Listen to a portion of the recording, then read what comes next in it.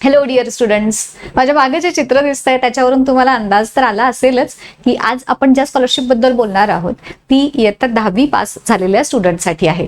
10वीचा result नुकताच लागलेला आहे. तुम्ही वेगवेगळ्या कॉलेजेसमध्ये ऍडमिशन्स घ्यायच्या गडबडीत आहात आणि नेमक्या याच दरम्यान वेगवेगळ्या स्कॉलरशिप्स ऍक्टिव्ह असतात. या स्कॉलरशिपला तुम्ही जेव्हा अप्लाय करता तुमच्या इलिजिबिलिटीनुसार, म्हणजे प्रत्येक प्रकारच्या स्कॉलरशिपसाठी इलिजिबिलिटी क्रायटेरिया वेगवेगळा असतो. काही ना असतो, काही ना नसतो देखील.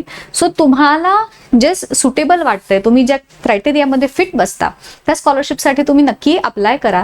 जेवढ्या स्कॉलरशिप्स मला आता कळत आहेत त्या तुमच्यापर्यंत आणून पोहोचवण्याचा मी नक्कीच प्रयत्न करत आहे, सो दॅट मॅक्सिमम माझ्या स्टुडंट्सना या सगळ्या ज्या स्कॉलरशिप्स आहेत त्याचा फायदा घेता यावा आणि तुम्हाला तुमच्या शिक्षणासाठी मदत होईल.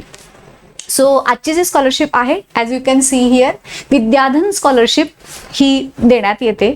दरवर्षी एक ऑर्गनायझेशन आहे, या ऑर्गनायझेशन नाव आहे सरोजिनी दामोदरन फाउंडेशन.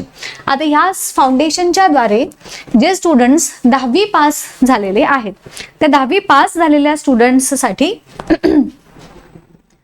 तुमच्या हायर एज्युकेशनसाठी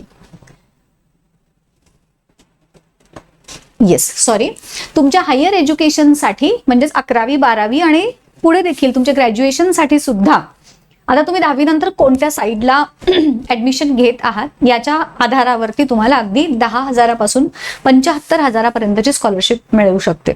आता त्यासाठी अप्लाय कसा करायचा आहे, काय सगळ्या क्रायटेरिया आहेत, हे सगळे डिटेल या व्हिडिओमध्ये आपण बघूयात.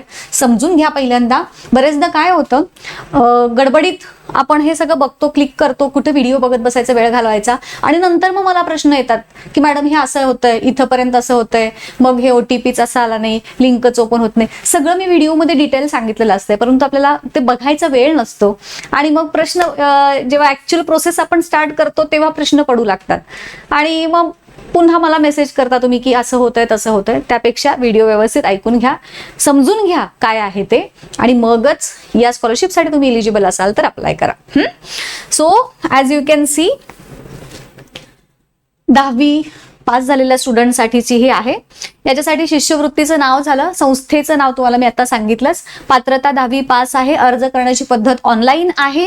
ह्याची अधिकृत वेबसाईट जी आहे www.विद्याधन.org असं हे हा जी अधिकृत वेबसाईट आहे त्याचं नाव आहे.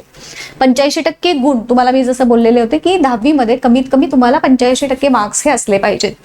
त्यानंतर दिव्यांग जर विद्यार्थी असतील तर ते देखील ह्या स्कॉलरशिपसाठी अप्लाय करू शकतात. बरेच जण मला विचारतात दिव्यांग विद्यार्थ्यांच्यासाठी काही आहे, तर ही स्कॉलरशिप त्यांच्यासाठी देखील आहे. 75% गुण कमीत कमी तुम्हाला 10वीच्या परीक्षेमध्ये असले पाहिजेत. तुमचं कौटुंबिक उत्पन्न वर्षाचं जे आहे ते 2 लाखापेक्षा कमी असावं. 10वी 11वी आणि 12वी साठी दरवर्षी, म्हणजे 11वीला 10,000, 12वीला 10,000 असे तुम्हाला 20,000 11वी 12वीच्या साठी मिळणार आहेत.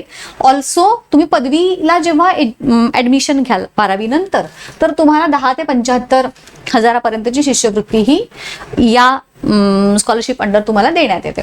आता ह्याची अर्ज करण्याची शेवटची तारीख आहे 10 ऑगस्ट. हे महत्वाचं आहे.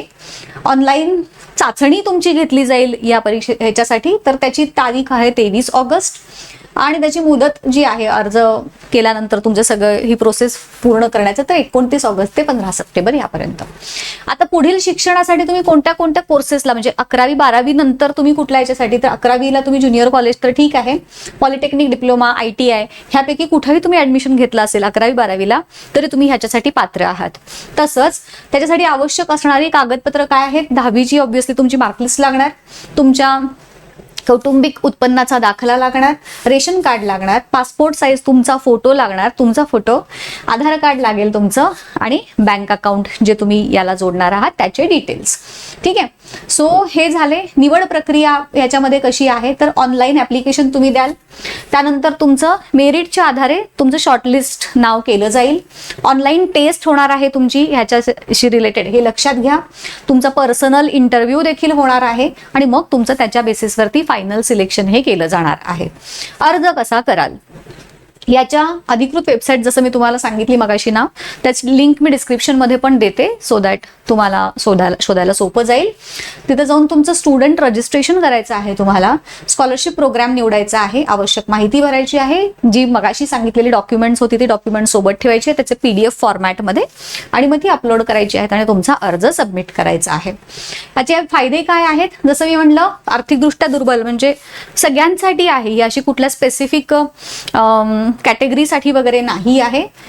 11वी पासून तुमच्या पदवीपर्यंतचं शिक्षण घेण्यासाठी तुम्हाला ह्याच्याद्वारे शिष्यवृत्ती मिळू शकते. त्यानंतर गुणवंत विद्यार्थ्यांना प्रोत्साहन तर ऑब्व्हियसली होणारच आहे आणि उच्च शिक्षणासाठी तुम्हाला त्याच्यासाठी मदत होईल. ठीक आहे, सो हे झाले आपली आजची स्कॉलरशिप. जर तुम्ही ह्याच्यासाठी एलिजिबल असाल तर ह्या स्टेप्स फॉलो करून ह्याच्यासाठी अप्लाय करा आणि मग पुढच्या सगळ्या प्रोसेस फॉलो करा. जास्तीत जास्त स्टुडंट्सपर्यंत ह्या स्कॉलरशिपची माहिती पोहोचवायला विसरू नका. ठीक आहे, चलो थांबूयात. All the best.